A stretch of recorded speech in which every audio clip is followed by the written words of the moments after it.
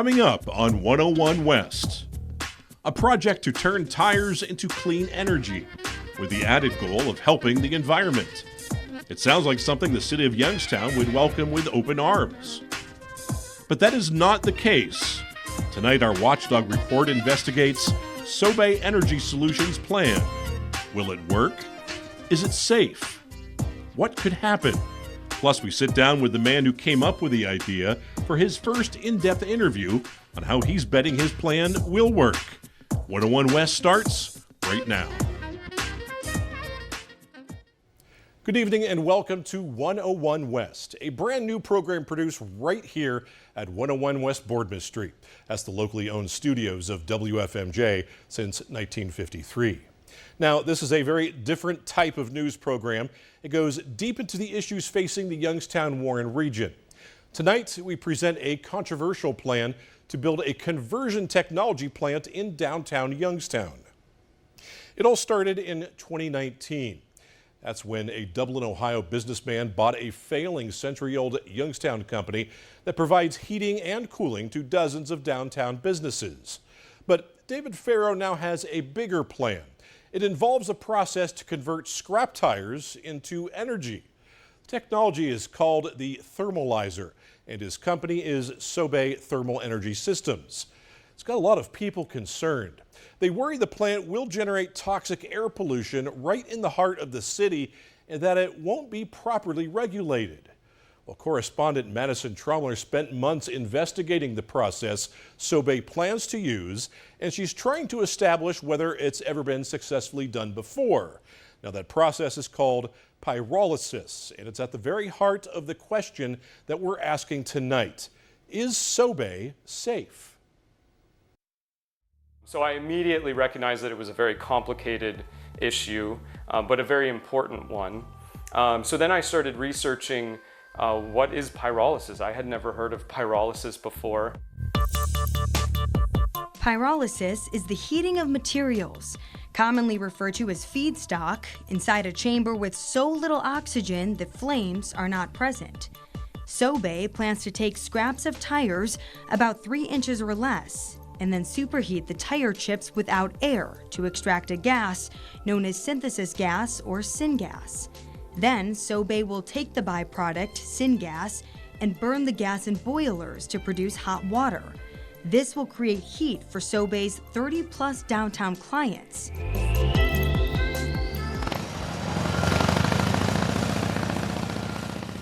Downtown is where the new operation will be located, smack in the middle of a central business district. The site is just off Fifth Avenue, near the heavily student-populated Youngstown State University and a county jail that houses hundreds of inmates. There are many reasons the project is not welcome here by the city of Youngstown. I don't think you're going to see us just sit down and say, oh, well, they issued a permit, it's a done deal. That's not the case. We want to focus, and my main goal is the health and safety of this community, and that's what we're going to continue to focus on. One former U.S. EPA administrator tells us nearly a dozen pyrolysis or gasification plants are constructed in the United States. But experts we spoke with say not all have succeeded, and many have struggled to find a way to profit from the process. Right now, the Ohio EPA says there are 8 pyrolysis facilities that operate in Ohio, and how they apply the pyrolysis technology differs in each case. In other words, they are doing pyrolysis, but not necessarily in the same way or with the same raw materials. Comparing operations and data from other existing plants is not apples to apples. We could not find a track record in the U.S. to support what SOBE plans to do, but does that mean SOBE's plans are inherently unsafe? Chemical engineer Dr. Christian Roy has been researching the science of pyrolysis for decades and manages his own pyrolysis operation based in Quebec. Roy says if managed carefully, there are many benefits to certain pyrolysis processes that can help with local waste pollution and recover useful materials.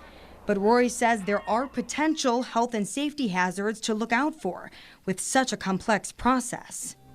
Have to be cautious in saying that all pyrolysis processes are safe. It depends on the feedstock, the temperature that is used. Certainly, that is of concern. The best place to have a pyrolysis plant, though, is away from houses, because once in a while, if you open barrels, if there's a spill, it will smell, and that's not pleasant. So it has to go to an industrial plant, certainly not close to a houses.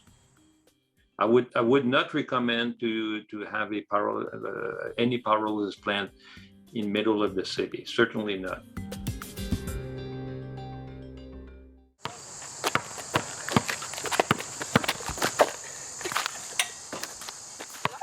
We in Youngstown are being used as guinea pigs, and given the fact that this is new, untested technology, I don't believe that it should be located here.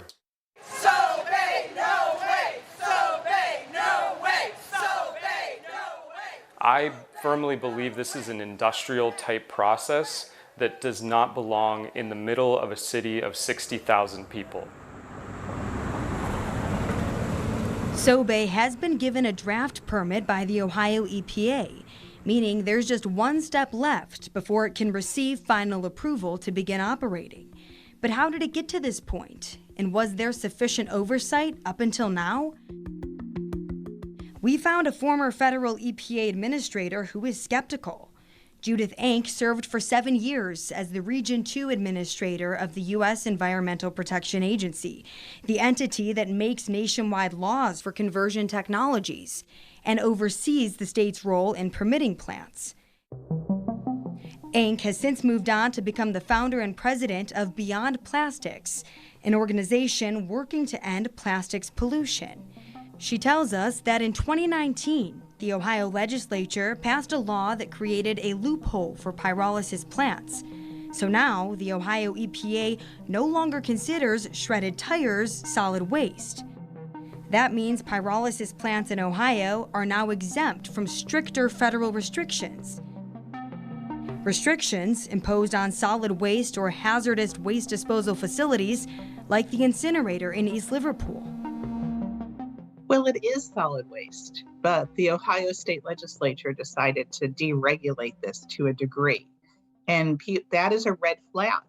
This should be covered by solid waste regulations. And because of lobbying at the state capitol, it's not.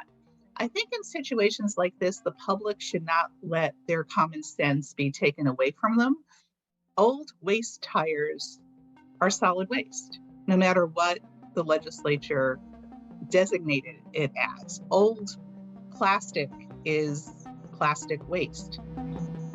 And while SOBE will conduct its own emissions monitoring and share the data with the Ohio EPA, this type of self-reporting is not uncommon, even for new technologies.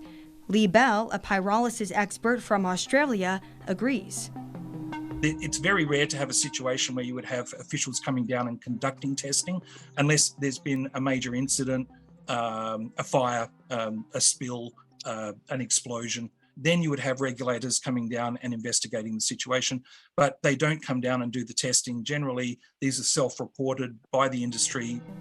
The Ohio EPA says they will step in if a problem is found. If it's found that a pollutant is exceeded, then we have to evaluate that to see, is that a violation? Is there something they could have done to prevent that? Or is that really just the process and how it's going to operate? And we would have to reevaluate that. Is it still safe for the area? We spoke with 2 pyrolysis experts on whether they think there is potential for the release of dangerous toxins. Both said it could happen if equipment is not managed diligently throughout the entire life of a facility. And I've spoken to many scientists who've spent decades developing technologies, said they couldn't get it to work without dioxin emissions, just because of the fact that there's oxygen in the waste feedstock that they're putting in there. They can't keep it out completely. A tire is being turned into light compounds like benzene, toluene, xylene, which are undesirable molecules. You know, we've banned benzene from gasoline in the past. If for some reason there are some molecules of benzenes are not burned into a process, it will find its way into the air. And there is another concern that's haunting the project. The Youngstown fire chief is worried that his department might not have all the resources to handle a fire should the shredded tires ignite either here at the plant or in transit from where the tires are reportedly going to be processed in Louisville. We could be fighting that rubber fire for days using millions of gallons of water and hundreds of gallons of foam. And I mean, could we do it? Yes, but it'd just be, logistically, it'll be a nightmare. I've never experienced anything like this. All I can do is wait until this plant opens and hope that this CEO is forthcoming with everything that all the questions that we're going to have and all the questions that any entity is going to have. I'm not saying that I won't believe him because, I mean, he knows more about it than I do. But I'm the fire chief. I can't look at it through his eyes. I have to look at, okay, I understand you're saying that it's safe, but what if? Honestly speaking, what if? What if something happens up here that's never happened anywhere else? What if?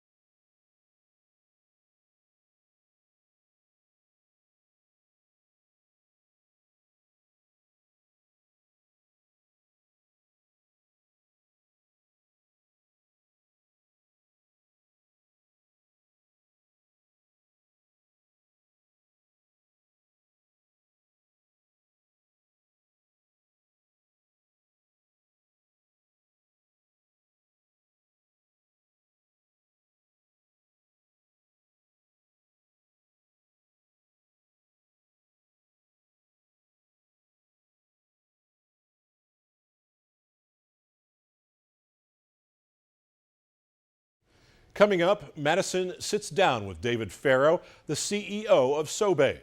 You're watching 101 West, and we'll be right back.